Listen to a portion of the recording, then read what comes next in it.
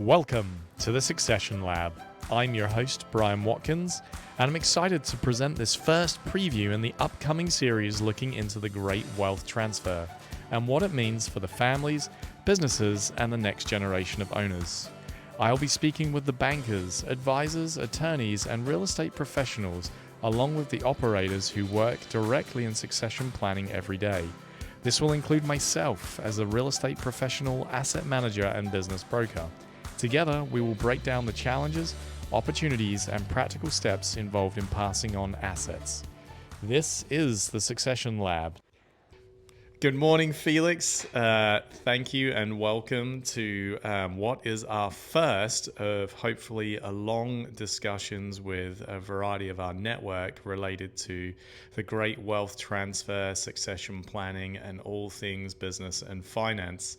You've got an extensive background from JP Morgan and now here in the local community. What do you see are consistent across the board, or what's different for Hawaii that Hawaii residents should be aware of? And then on a larger scale, what are general things related to this succession planning or wealth transfer that you're noticing are key things that need to be addressed or thought about?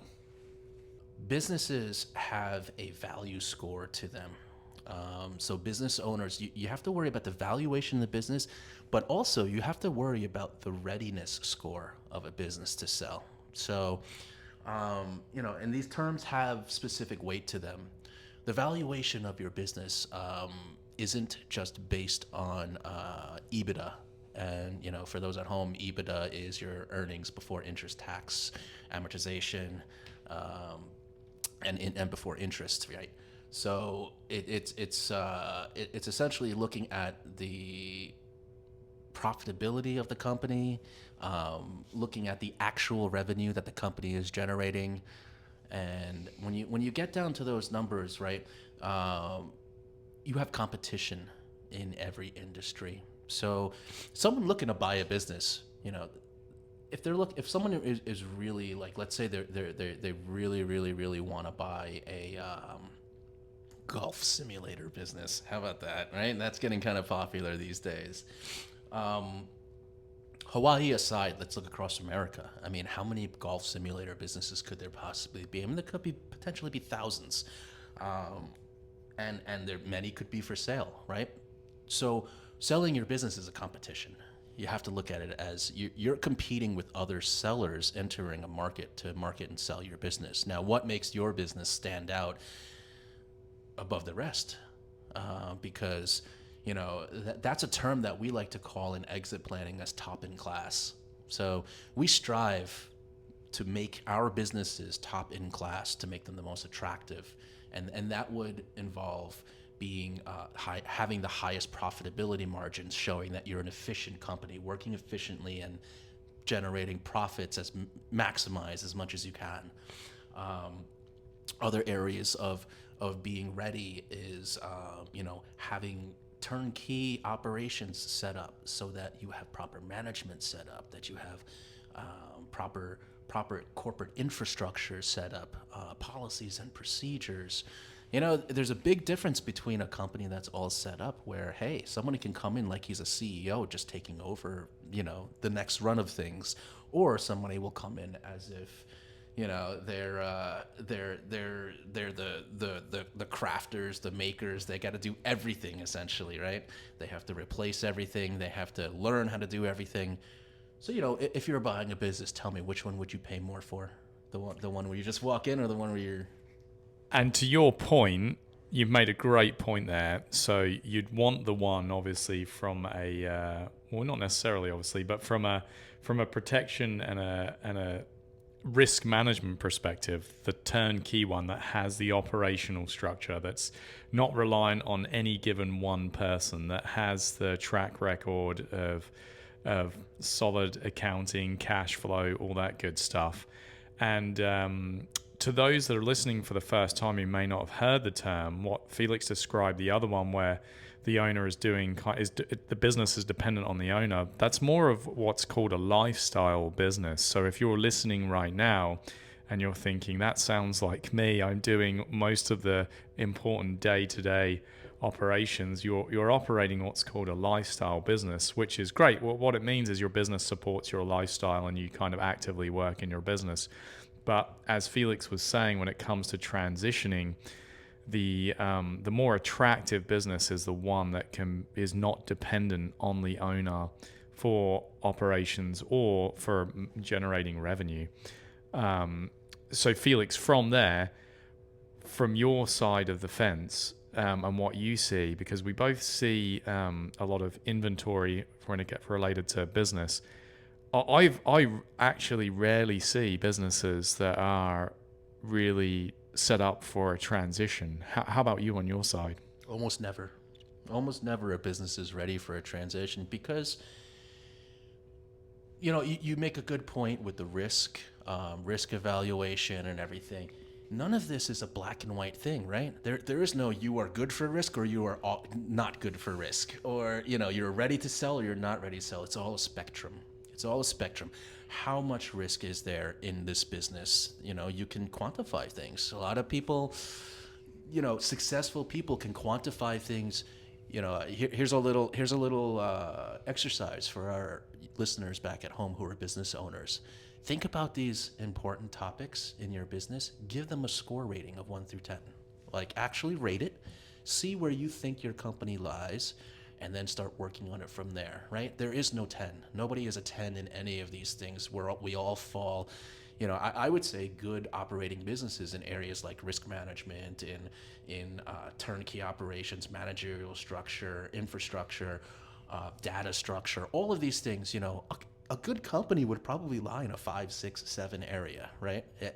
There's no absolute 10 because there's always room for improvement in all these areas. And this kind of leads us to the point where, when do you start thinking about things? And that's why I say as early as possible.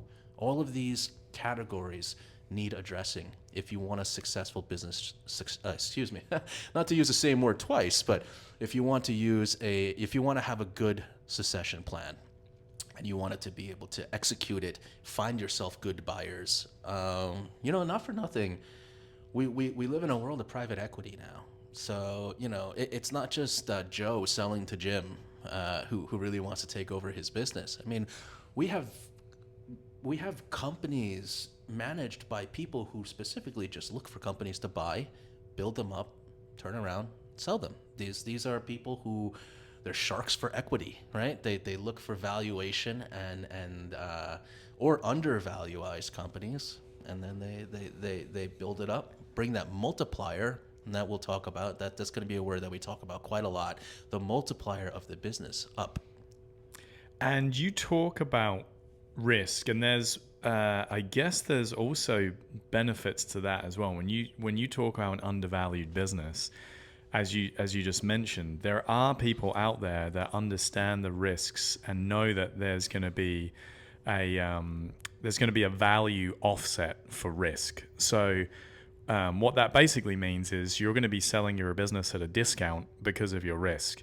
So when we talk about risk, we've got different areas, right? We've got, I guess you'd call it people risk in terms of the employment structure, the customer people risk. Always the people risk. There's the customer risk. Like, is the majority of your business being created from one individual group?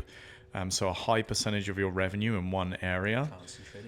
Concentrated risk. What other risk factors do you usually consider? I mean, there's usually a good solid 4 or 5 when it comes to operational structure, people risk, structural risk. How, could it be real estate related risk in terms of do you lease or own? They both have their own risks. So let's talk a little bit more about the specifics of risk. Well, I'm a banker. I've been almost a lifelong banker, but risk is literally our world.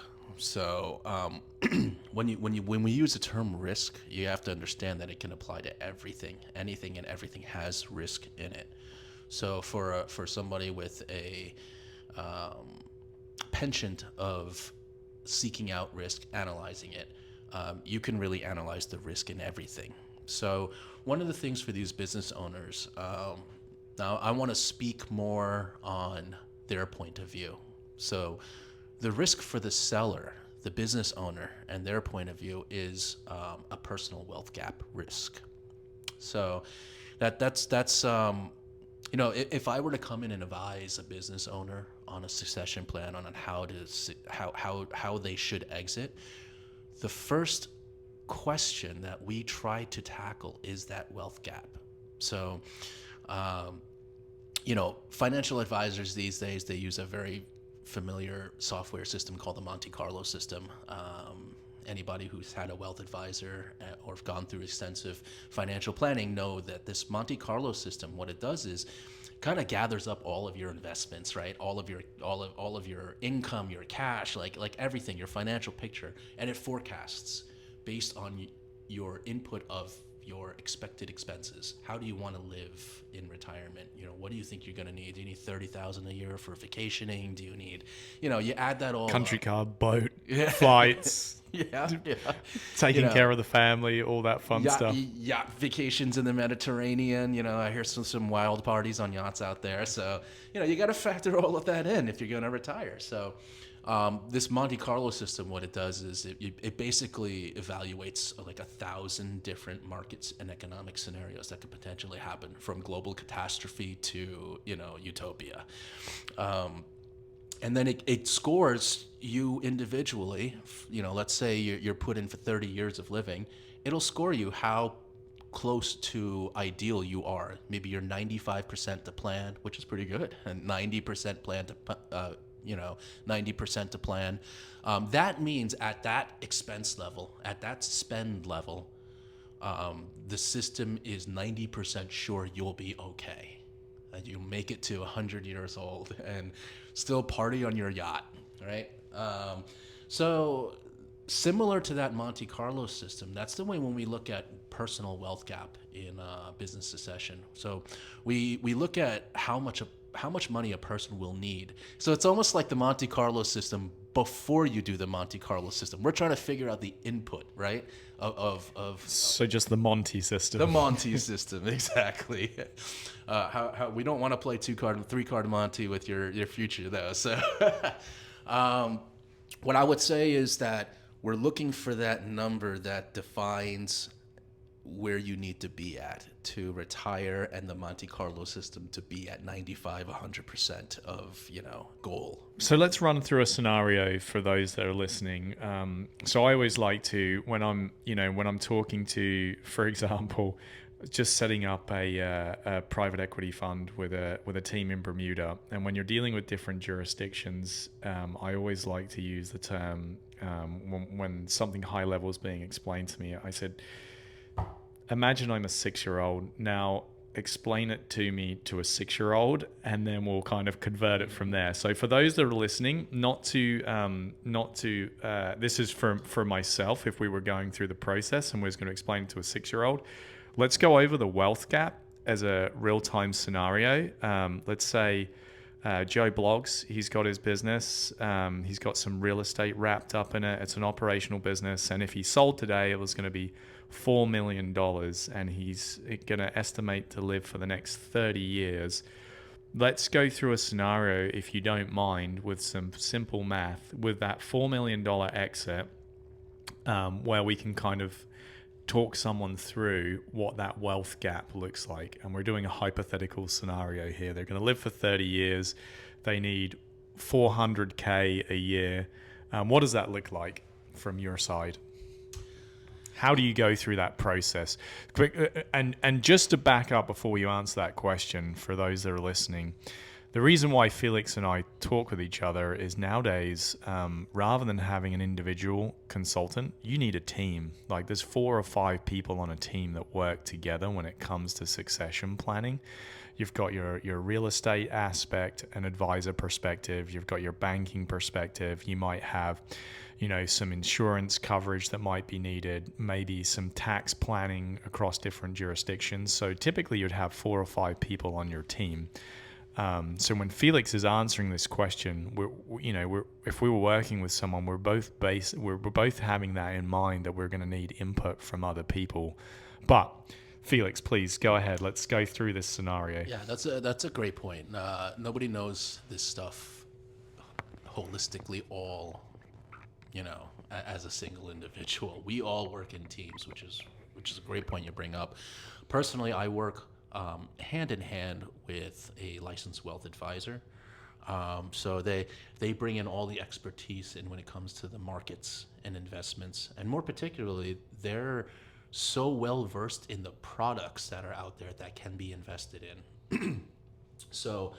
Going back to your question with the wealth gap, right? In basic, simple terms, for a 6-year-old to understand,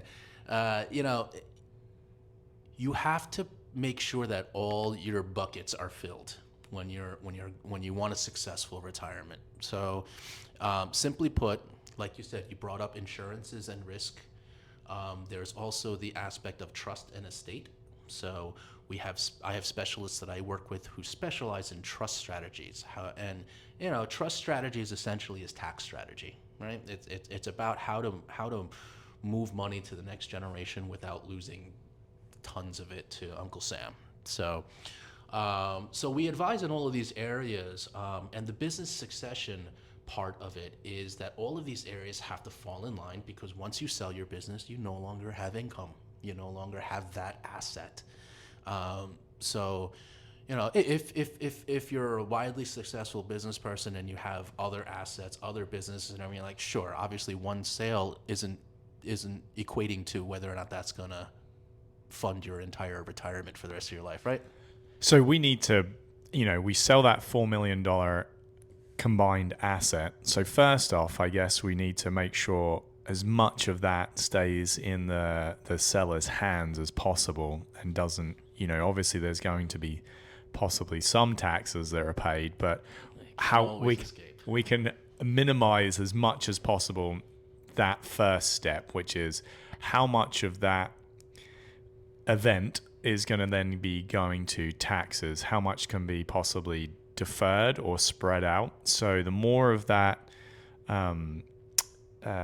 cash or equity that can be kept to then have a return on investment going forward to maintain that 400K a year would be, I guess, step one. Then so you have a whole bunch of different instruments that you can possibly use for that. I mean, obviously with real estate, we have, deferred exchanges and fun stuff, but the reason why I like working with you is, I can pick up the phone and call you and say, hey, this is what's potentially going on. What can we utilize? What can we use to potentially hold on to that wealth? Yeah. And that's what I love about this place, right? Hawaii. It's such a small community here. So, having personal representatives, personal professionals that are close to you and within a 10-minute drive from anywhere that you are, that's a valuable resource. I love having these conversations with you too. It really picks apart our community and helps us find where we can help. So yeah, like you said, the considerations are vast, and this whole conversation point where we're at right now, it really kind of spills over to personal financial management, right? This is exactly what the Raymond James wealth advisors that I work with in First Hawaiian Bank, this is what they do. They evaluate gaps in where your retirement is. We look at these things, the $4 million sale, like you said, the $4 million sale, if that doesn't output enough of a principal value where the financial advisor can invest it safely in different areas to generate what you need a year, that's the gap. That's the gap right there. So Mr. Sakamoto's company here, you evaluated his company to be able to sell for $4 million. Now you do the evaluation of the personal wealth gap. Is $4 million going to be enough for you after taxes, after everything's been calculated? And no, it's not. Let's say Mr. Sakamoto's, got a nice lifestyle, but he's got a lot of expense. Let's say he has a boat. That thing's got expenses. So let's say he needs like $250,000 a year to live on with him and his wife in retirement. Well, That's your gap. That's the gap you've identified. So now you need to sell the company for more than what it's actually currently worth, right? You're not going to be able to retire on 4 million, and you'll be lucky if you get your exact 4 million asking price. And I know someone listening is going to be like, just sell the boat. But but the reality is there's going to be something else besides the boat. And when you talk about we need to sell the business for more, that's where your team comes in, and we analyze the business and we look at where can we make the business as close to what you said earlier as best in class and increase your valuation. So when you do sell, your wealth strategists, they're not having to take risky hedges to try and get that percentage return, so as though you have those expenses covered. And that's where it all ties back into the risk again, is we want to minimize risk, maximize returns, and make sure that you're comfortable. And if you've operated any business, most business owners have had enough sleepless nights. They don't want to have it then into their retirement. Thank you for joining us today. I'm your host, Brian Watkins. I hope today's conversation gave you something real to think about. Until next time, you've been listening to the Succession Lab.